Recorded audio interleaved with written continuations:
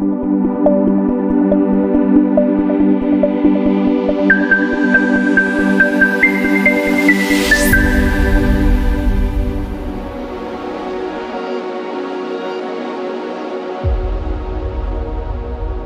continuing outburst of public outrage towards the involvement of some police personnel in some incidents of abuses and misconduct has prompted the PNP leadership to decisively come up with efficient strategies in order to proactively address issues that leads to the erosion of public trust and confidence to the police.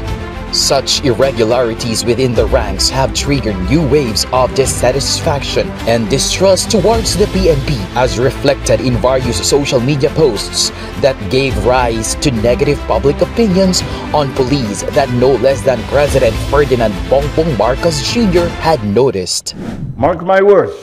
there will be no room for leniency for those who engage in acts that tarnish the reputation of our police and jeopardize the safety of our people. The Philippine National Police categorically reiterates its stand that it does not condone atrocities committed by its few misguided members. The PNP deems these operational blunders are unforgivable and a tangible example of the ultimate betrayal of people's trust and the organization's mandate. So to our new officers here, I urge you to keep your integrity at all times and remain steadfast in your commitment to public service amidst the many challenges faced by your institutions. I expect you to always lead by example and ensure that every officer and every personnel under your command adheres to the highest standards and principles that we have set for them. In response to public clamor and the leadership guidance of the President, the Philippine National Police, through the efforts of the Deputy Chief PNP for Administration, Police Lieutenant General RHODEL SERMONIA, launched a nationwide massive engagement of police commanders down to provincial and station units based on the directive of President Marcos Jr. to uphold moral ascendancy, integrity, transparency, and accountability of every police personnel. Ako po ay pulis ng more than 30 years na. Kung ako po ang tatanungin, masasabi kong ito ay malinaw na betrayal of public trust o pagtataksil sa tiwala ng taong bayan kung kaya hindi namin palalampasin ang mga kasong ito. The campaign, dubbed as Transparency and Integrity Program Caravan, has provided the PNP with an engagement platform to systematically address different issues affecting public trust and create different venues of stronger collaborative partnership between the PNP and the civil society for a whole-of-nation approach for the massive and intense reiteration of all PNP guidelines on internal disciplinary mechanism,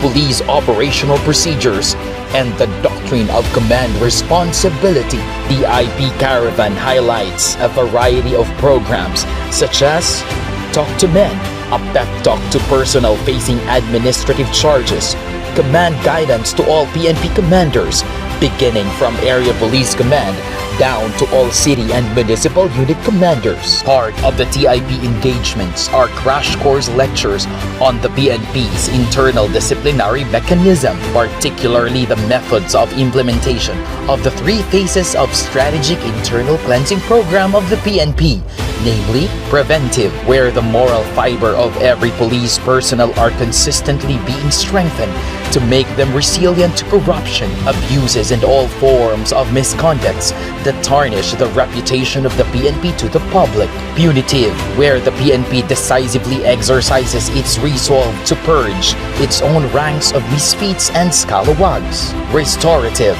where police personnel with standing administrative cases for minimal offense are being restored through retrainings and reorientation of PNP's doctrines, policies, and guidelines. As it was the desire of the President for the PNP to become an instrumentality of good governance, to bring the organization closer to the communities, and to foster stronger partnership for peace and security. The Transparency and Integrity Program further extends its engagements to civil society groups, anti-crime and anti-corruption advocacy groups, faith-based groups, and the likes, to promote public support, appreciation and cooperation to the ongoing PNP's drive towards internal cleansing. Acting on the directive of Interior and Local Government Secretary Benjamin Abalos Jr., the DCA General RHODEL o SERMONIA kicked off the Transparency and Integrity Program in a nationwide campaign to uphold the PNP's strict compliance to Doctrine of Command Responsibility, police operational procedures, and internal discipline. The Transparency and Integrity Program is the PNP's antidote to the eroding trust and confidence of the public to the police. The continuity and its eventual success will the testament of legacy of transparency, integrity, accountability, and public trust towards the realization of a national police force that is capable, professional, and responsive to the needs of the communities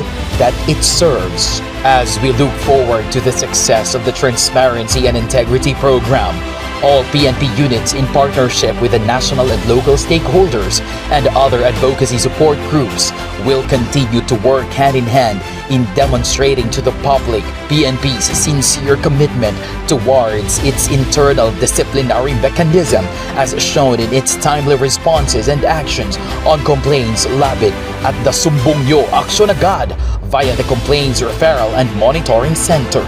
The TDCA, who spearheaded the national campaign to instill the values of transparency, integrity, accountability, and public trust, vowed to dedicate his life beyond retirement in the pursuance of good governance, consensuous governance, and continuity of public rapport.